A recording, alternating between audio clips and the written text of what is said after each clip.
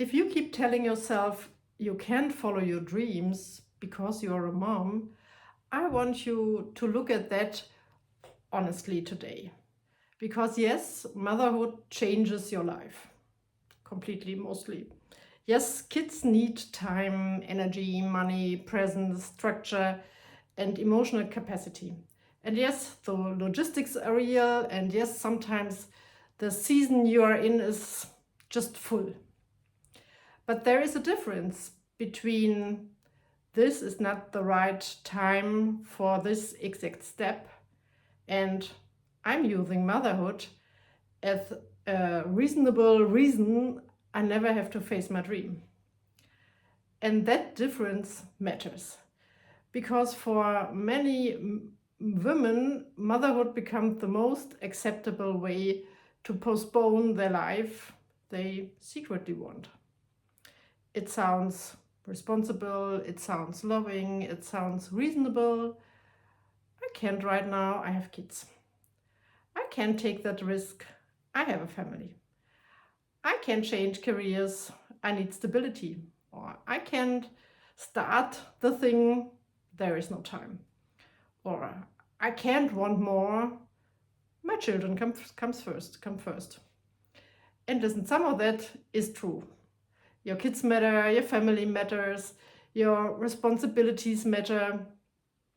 This is not, I don't want to do a fantasy speech about abandoning your real life and running into the sunset with a notebook and Aperol Spritz, as we like to drink here during summer. This is about something deeper. Some things we hide. Sometimes we hide fear behind responsibility. Sometimes we call it motherhood when it is actually fear of failing, or fear of being judged, or fear of wanting something that does not fit the good mom image. Fear of people saying, who does she think she is? Fear of starting and not succeeding, or fear of becoming visible. Fear of wanting something so much that losing it would hurt. And motherhood gives us a perfect cover because nobody argues with motherhood. Nobody says, how dare you be there for your children? Or nobody says, how dare you keep the family stable? Or nobody says, how dare you manage your everyday life? Those are good reasons, beautiful reasons, valid reasons, and sometimes they are still excuses. That may sound uncomfortable, but discomfort is not always a bad thing. Sometimes discomfort is just truth knocking without taking its shoes off first. So here's the question I want to place in front of you. Are you truly choosing to wait? Or are you avoiding the dream and calling it sacrifice? There is no judgment in either answer, but there has to be honesty because conscious choice gives you dignity. An unconscious excuse slowly takes your power. And this is where many moms get stuck. They do not actively decide, I'm not going to follow my dream.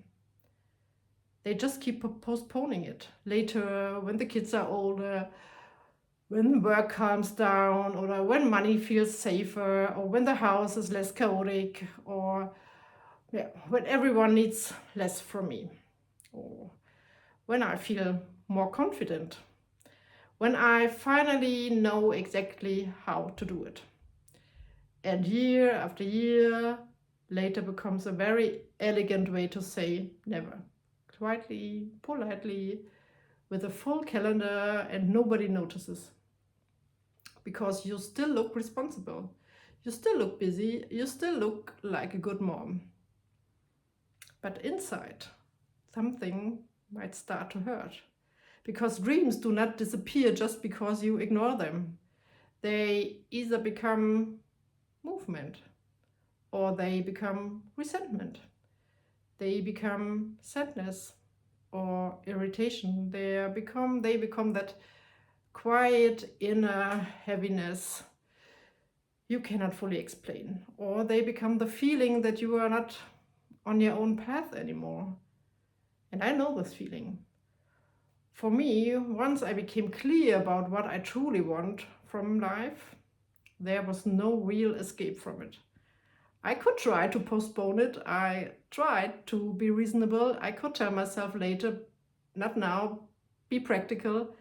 But every time I moved away from my own path, something inside me became restless, unsatisfied, heavy, like I was betraying something essential. And no, I'm not saying I have arrived. I'm not standing here pretending everything is finished and perfect. You can see the laundry here, but I'm on my way, and that is the point. I'm on my way as a woman, as a creator, as a mom, and that is exactly what I want my daughter to see. They don't. She doesn't sees a perfect mom, not a mom who has everything figured out, but a woman who listens to her life. She sees a woman who takes her dreams seriously, a woman who does not teach her that motherhood means disappearing. Because here's the part that we often forget. Our kids are watching our relationship with our own dreams. They are watching how you speak about your desires. And they are watching whether you make space for yourself. And they are watching whether adult life looks like duty only or also like aliveness. And they are watching whether a woman gets to have a future after becoming a mom. And that does not mean you have to build an empire by, let's say, Tuesday. Today is Tuesday. It's not about pressure. It's just about the permission to stop lying to yourself. So let's make it simple. There are two costs. Cost number one is the cost of making room for your dream. That cost might be time or energy or a conversation, a boundary, money or some discomfort, some trial and error. Maybe people won't understand immediately. Maybe you will need to be less available. Maybe you will need to disappoint someone's expectation. Maybe you will have to become visible before you feel ready. That is cost one. And let's look on cost number two, the cost of postponing your dream forever. The cost of staying in a life that works but does not fully feel alive, or the cost of teaching yourself that your desires do not matter. The cost of watching years pass while you stay practical, or the cost of becoming quietly bitter, or the cost of looking at your kids and realizing you are teaching them to be responsible but not fully alive. And that cost is real too, and every woman gets to choose. And that is the whole point. You are allowed to choose your family rhythm right now. You are allowed to choose stability. You are allowed to choose a slower path. You are allowed to say, this dream matters and I'm not moving on it this year. That can be a conscious choice. But then make it conscious. Name it, own it, do not hide it behind, I can't. Say, I'm choosing not to take this step right now. And that has power and also consequences. And if this hurts a little bit, just listen to it. Because maybe the truth is not, I can't. Maybe the truth is, I'm scared. Or I do not know where to start, or I am afraid to fail, or I'm afraid people will judge me. I'm afraid my family will need to adjust. Or maybe I'm afraid I will want too much. And that's good, because now we are talking about the real thing, because fear can be worked with. Logistics can be worked with. A dream can be broken into small steps, but an excuse dressed as motherhood keeps you stuck for years. So here's the practice for today. Take about 10 minutes and write down one dream you keep postponing. You don't have to write it beautiful, just let's make it real.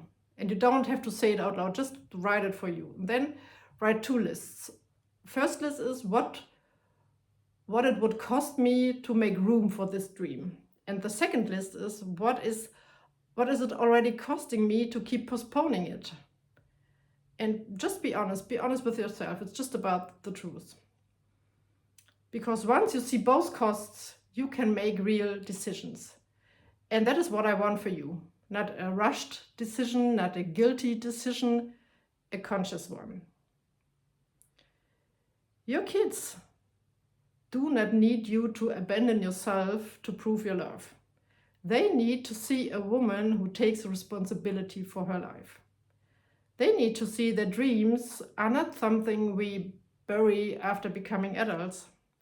They need to see that motherhood and aliveness can exist in the same woman. So stop using motherhood as the reason you never begin.